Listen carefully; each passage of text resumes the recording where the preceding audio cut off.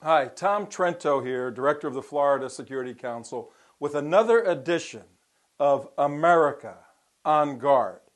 And America on Guard is the name we've given to watch over the United States of America, watch over the state of Florida, so that the implementation of Sharia law is suppressed, is indeed stopped. And we have on March 11th of this year an effort by Mr. Ahmed Badir, former CARE operative, and his new CARE front organization, United Voices, to march on Tallahassee, the state capital, introduce themselves to the state legislators. But what we really know, this is a stealth effort to insinuate Sharia law into the fiber and the daily processes of the state of Florida. So we're here on guard to stop that.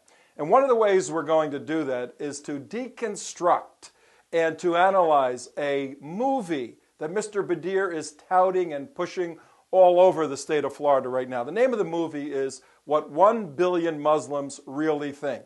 And we've looked at the Gallup poll, Pew poll, CIA information, other intelligence sources. Thomas Friedman, tremendous writer. His is that the Muslim narrative, the story that actually exists about the way a Muslim thinks, is exactly what I'm going to show you right now. Take a look at this. What 1 billion Muslims truly think. We've all seen Muslims involved in worldwide unrest and destruction. Well, the first question to ask is about 9/11. The question that's been asked in many polls is, were Arabs involved in destroying the Twin Towers in 9/11 in New York? And if you look at this bit of information, a study was done, asked of Muslims worldwide, in Indonesia, in Egypt, in Turkey, Jordan, in Germany, in France, in Spain. And look at the totality of the responses. The white section is no Muslims were involved in 9/11. No Arabs were involved in 9/11. And the green part is, well, we're not quite sure. We're not quite sure if Saudi Arabia is an Arab country. Give me a break. But where we're going is showing the deadly and dangerous worldview of a significant portion of Muslims that we are on guard against here in the United States. Are we talking about all Muslims? Absolutely not. Are we talking about exposing Muslims who think this way? Absolutely. That's what we're here for. The next question that was asked, if Arabs didn't carry out 9/11, well, what about terrorism? Is it ever justified to advance Islam, to gain a particular point? And several studies were done. One was asked of non-Western Muslims in Egypt and Turkey and Indonesia and Pakistan and Jordan and Nigeria. And look at this. Significant totals of the population agree that terrorism is justified to advance Islam. These are frightening statistics, folks. Well, let's go to Western Muslims, because those in Europe have been there 60, 80 years now, and they're westernized. They may have a different view than the non-Western Muslims. Let's take a look. Again, more studies, Pew, Gallup, and others. In the UK, in France, in Germany, in Spain, significant populations of these countries believe that terrorism is justified. Just take a look at of the UK. 60, 61 million people there, 2 to 3 million Muslims. Of that portion, 100,000 absolutely believe that suicide bombing is justified to advance Islam. Living and breathing in London and various parts. Look at Germany and Spain. Significant portions of Muslim thinking believe that terrorism is indeed justified. Well, when you start connecting the dots, the next question to ask is, what is their loyalty to the country in which they live? Take a look at this. If you look at the UK, or even Germany or France or Spain, the loyalty that a Muslim has to Islam supersedes any sort of loyalty to that state's founding documents, whether it's a constitution, parliamentary documents, whatever it is. Now, we're going somewhere with this. Don't lose sight of what we're doing. We have Arabs had nothing to do with 9/11. Suicide bombing and terrorism is justified. strong loyalty to Islam. Well, what are these folks, this mindset, what do they think about our Jewish friends?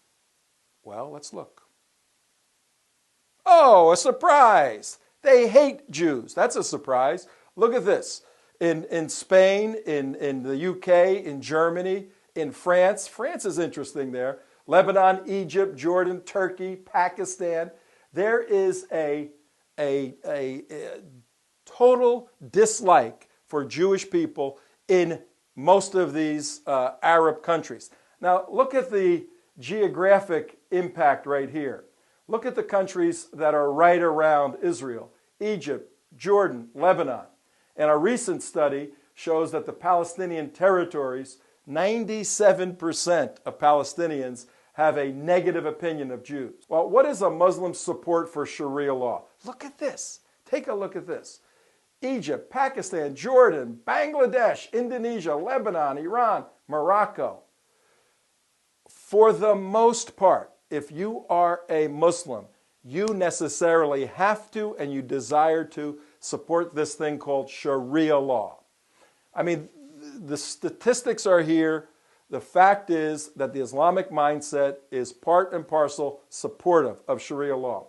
Well, let's compare some of the First Amendment of the United States Constitution to the doctrines and the disciplines of Sharia law. Here's what we have with Sharia law.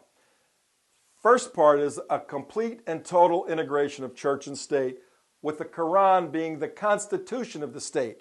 Probably the most pure form of Sharia law is the country of Saudi Arabia. Raise your hand if you like to live in Saudi Arabia, okay? Saudi Arabia has as its constitution the Qur'an, okay? And it makes sense from their point of view. There's no separation because Allah spoke, church and state are united, but it stands in contradistinction, complete opposite to the United States Constitution. Watch point 2 for Sharia law. Islam is the only religion that's allowed to be freely practiced. All other religions are prohibited or restricted. Leaving Islam is considered apostasy. You can't do that. You're an apostate because you become a traitor to the state. If the religion and the state are one and you leave the religion, you necessarily left the state. Is this the thinking of Mr. Badir? We're going to ask him these questions on March 11th. Let him answer for himself and his group. If someone leaves Islam, are they an apostate like Rifka Bari? These questions are going to be asked of him. Continuing, all other religions are prohibited or restricted in their practice. The next point about free speech, whereas the First Amendment guarantees free speech, how much free speech do you, if you're a Jew, Christian, or whatever, anybody going to Saudi Arabia or Pakistan or any of these places, how much free speech do you have? The next point, any criticism of Islam is considered absolutely as attacking Allah, attacking the Quran.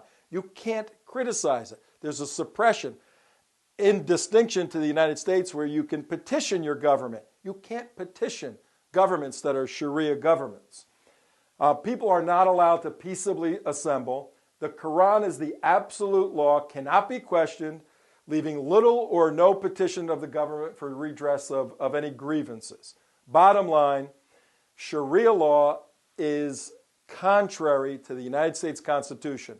America on Guard, the name of this series, and the work we're doing on March 11th in Tallahassee is to keep Sharia law from conflicting with the United States Constitution in the state of Florida.